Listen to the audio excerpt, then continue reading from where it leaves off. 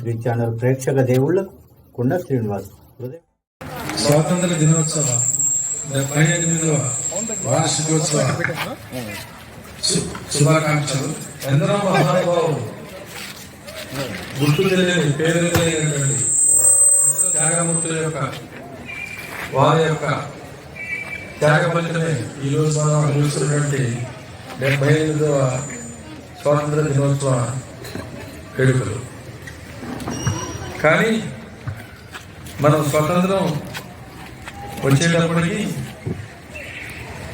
ఒక రకంగా చూస్తే పరాయి పాలన నుండి మనం విముక్తి పొందినప్పటికి కూడా వాస్తవానికి అప్పటికంటే కూడా మన స్వతంత్ర పరిపాలనలో చాలా అంటే చాలా దిగువ స్థాయిలో జీవనం సాగిస్తున్నాం అనేది కఠోర సత్యం, వాస్తవం.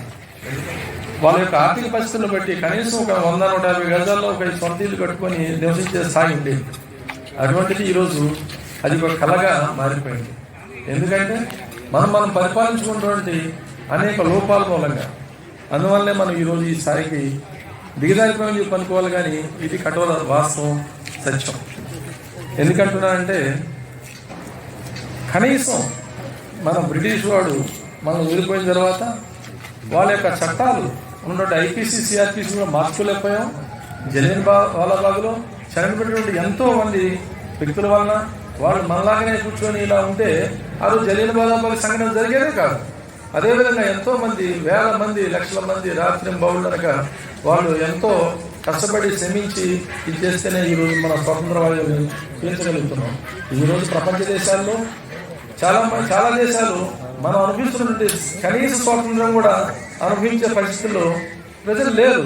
మనమే చాలా మన యొక్క పెద్దల యొక్క స్వతంత్ర స్ఫూర్తితో పోరాటం చేపట్టే ఈరోజు మనం ఈ స్వేచ్ఛావాయువుని పీల్చగలుగుతున్నాము. అందరికీ వాళ్ళకి మనం ఒక నిమిషం పాటు అందరూ నిలబడి శ్రద్ధాంజలి ఘటించవలసిందిగా కోరుతున్నాము. అంతకంటే మనం ఇవ్వగలిగింది ఏమీ లేదు.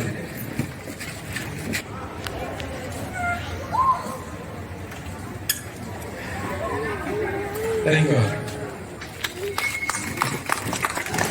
बोलो भारत माता की जय, जय बोलो भारत माता की जय, जय बोलो भारत माता की जय, भारत माता की जय, भारत माता की जय, जय बोलो भारत माता की।